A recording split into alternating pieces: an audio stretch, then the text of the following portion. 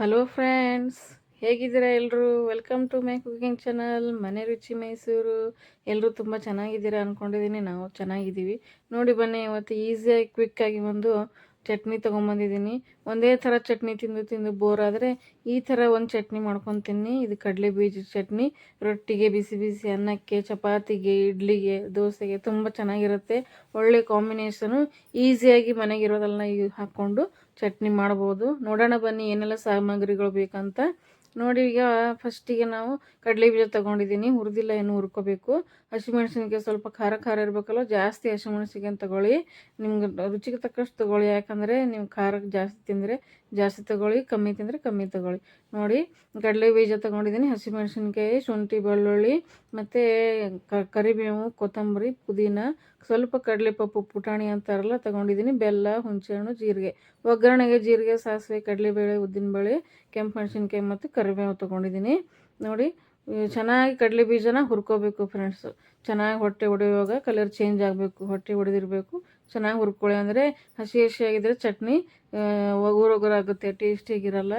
ನೋಡಿ, ಚೆನ್ನಾಗಿ ಹುರ್ಕೊಂಡು ಸ್ವಲ್ಪ ಆರಬೇಕು ಫ್ರೆಂಡ್ಸ್. ಚೆನ್ನಾಗಿ ಹುರಿದಾಗ ಈ ಥರ ಕಲರ್ ಚೇಂಜ್ ಆಗಿ ಸಪ್ಪೆ ಬಿಚ್ಚಬೇಕು, ಆ ಥರ ಹುರ್ಕೊಳ್ಳಿ. ಈ ಕಡೆ ನೋಡಿ, ರುಬ್ಬಕ್ಕೆ ಕಡಲೆಪಪ್ಪು, ಪುಟಾಣಿ ಪುಟಾಣಿ ತೊಗೊಂಡಿದ್ವಲ್ಲ, ಆ ಪುಟಾಣಿ ಹಾಕ್ತಾಯಿದ್ದೀನಿ. ನೋಡಿ, ಪುಟಾಣಿ ಆದಮೇಲೆ ಆರಿರ್ಬೇಕಿದೆಲ್ಲ ಕಡಲೆ ಬೀಜ, ತಣ್ಣಗಾದ್ಮೇಲೆ ಹಾಕ್ಕೊಳ್ಳಿ.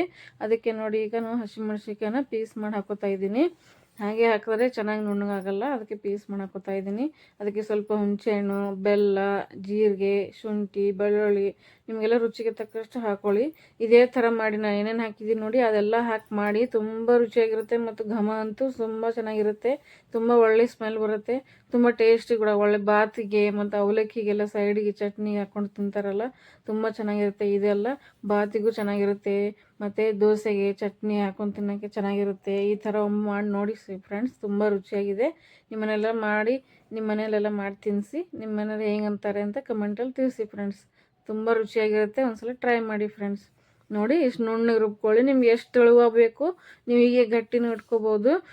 ರೊಟ್ಟಿಗೆಲ್ಲ ಗಟ್ಟಿನ ಬೇಕಾಗುತ್ತಲ್ಲ, ಇಟ್ಕೋಬೋದು. ಬೇಡ ನಾನು ತೆಳುವ ಬೇಕಂದರೆ ಸ್ವಲ್ಪ ಅದೇ ಮಿಕ್ಸಿಗೆ ಸ್ವಲ್ಪ ನೀರು ಹಾಕ್ಕೊಂಡು ತೆಳು ಮಾಡ್ಕೊಳ್ಳಿ ನೀವು. ನಾನು ನೋಡಿ ತೆಳು ಮಾಡ್ಕೊತಾ ಇದ್ದೀನಿ, ಸ್ವಲ್ಪ ಜಾಸ್ತಿನೇ ಗಟ್ಟಿಯಾಗಿದೆ. ನೋಡ್ಕೊಂಡು ಸ್ವಲ್ಪ ನೀರು ಹಾಕ್ಕೊಂಡು ತೆಳು ಮಾಡ್ಕೊಳ್ಳಿ. ತುಂಬ ಈಜಿ ಫ್ರೆಂಡ್ಸ್, ಮಾಡೋದು ಏನು ಕಷ್ಟ ಏನಲ್ಲ. ಒಂದೇ ಥರ ಕಾಯಿ ಚಟ್ನಿ, ಆ ಚಟ್ನಿ ಈ ಚಟ್ನಿ ತಿಂದು ಬೇಜಾರಾದರೆ ಈ ಥರ ಚಟ್ನಿ ಮಾಡ್ಕೊತೀನಿ. ಸ್ವಲ್ಪ ಡಿಫ್ರೆಂಟ್ ಆಗಿದೆ ಟೇಸ್ಟು, ಮತ್ತು ತುಂಬ ರುಚಿ ಮತ್ತು ಘಮ ಚೆನ್ನಾಗಿ ಬರುತ್ತೆ. ತುಂಬ ಒಳ್ಳೆ ಸ್ಮೆಲ್ ಬರುತ್ತೆ, ತುಂಬ ಸಖತ್ತಾಗಿರುತ್ತೆ. ಟಿಫಿನಿಗೆಲ್ಲ, ಲಂಚ್ ಬಾಕ್ಸಿಗೆಲ್ಲ ಕೊಡ್ಬೋದು ಹಾಕಿ. ತುಂಬ ಈಸಿ ಇದು. ನೋಡಿ, ಈ ಥರ ಚೆನ್ನಾಗಿ ಕಲಿಸ್ಕೊಳ್ಳಿ. ನೋಡಿ, 1 ಗಂಟೆ ಇರ್ಲಾರ್ದಂಗೆ ಎಷ್ಟು ಚೆನ್ನಾಗಿ ರುಬ್ಬಿದ್ದೀನಿ ನೋಡಿ. ತುಂಬ ಚೆನ್ನಾಗಿರುತ್ತೆ, ತುಂಬ ನೈಸಾಗಿದೆ. ಈ ಥರ ಇದ್ದರೆ ತುಂಬ ರುಚಿಯಾಗಿರುತ್ತೆ.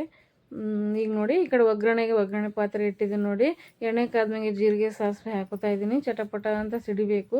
ಚೆನ್ನಾಗಿ ಒಗ್ಗರಣೆ, ಸ್ಟ್ರಾಂಗ್ ಆದ ಒಗ್ಗರಣೆ ಹಾಕ್ಕೊಳ್ಳಿ, ಚೆನ್ನಾಗಿರುತ್ತೆ ಚಟ್ನಿಗೆ.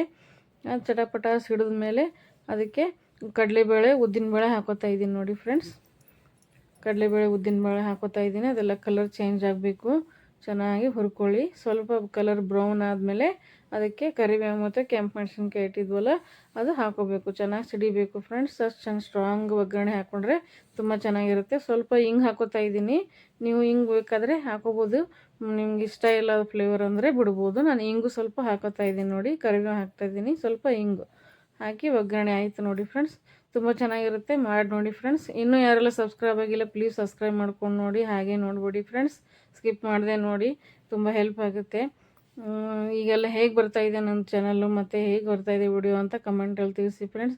ಇನ್ನೂ ಯಾವ್ದಾದ್ರು ನಿಮಗೆ ಹೊಸ ರೆಸಿಪಿ, ಉತ್ತರ ಕರ್ನಾಟಕ ರೆಸಿಪಿ ಯಾವುದಾದ್ರು ಬೇಕಂದರೆ ಕಮೆಂಟಲ್ಲಿ ತಿಳಿಸಿ, ಮಾಡಿ ತೋರಿಸ್ತೀನಿ ಫ್ರೆಂಡ್ಸ್.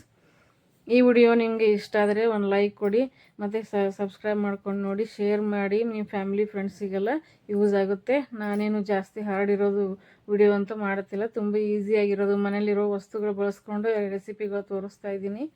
ನೀವು ನೋಡಿ ಹೇಗೆ ಅನ್ನಿಸ್ತಾ ಅಂತ ಕಮೆಂಟ್ ಮಾಡಿ ತಿಳಿಸಿ ಫ್ರೆಂಡ್ಸ್. ನೋಡಿ ಫ್ರೆಂಡ್ಸ್, ಸರ್ವ್ ಮಾಡ್ತಾಯಿದ್ದೀನಿ. ಒಂದು ಬೌಲಲ್ಲಿ ಫಸ್ಟ್ ಎಲ್ಲ ಕಲಿಸ್ಕೊಂಡಿದ್ದೀನಿ ಒಗ್ಗರಣೆ ಚಟ್ನಿನ.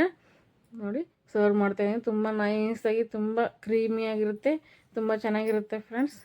ಈಸಿಯಾಗಿಯೂ ಇರುತ್ತೆ, ಕ್ವಿಕ್ಕನ್ನೇ ಮಾಡ್ಕೋಬೋದು, ಏನೂ ಟೈಮ್ ಹಿಡಿಯೋದಿಲ್ಲ. ಬೇಗನೆ ಬೆಳಿಗ್ಗೆ ತಿಂಡಿಗೆ ಮಾಡ್ಕೋಬೋದು, ತುಂಬ ರುಚಿಯಾಗಿರುತ್ತೆ. ಹೀಗೆ ಸಪೋರ್ಟ್ ಮಾಡಿ ಫ್ರೆಂಡ್ಸ್. ಒಳ್ಳೆ ಕಮೆಂಟ್ ಮಾಡ್ತೀರಾ, ತುಂಬ ಖುಷಿ ಆಗುತ್ತೆ. ಹೀಗೆ ಕಮೆಂಟ್ ಮಾಡ್ತಾಯಿರಿ, ನಿಮ್ಮ ಅನಿಸಿಕೆಯನ್ನು ತಿಳಿಸ್ತಾಯಿರಿ. ಸಬ್ಸ್ಕ್ರೈಬ್ ಮಾಡ್ಕೊಂಡು ನೋಡಿ, ಫ್ಯಾಮಿಲಿ ಫ್ರೆಂಡ್ಸಿಗೆಲ್ಲ ಶೇರ್ ಮಾಡಿ.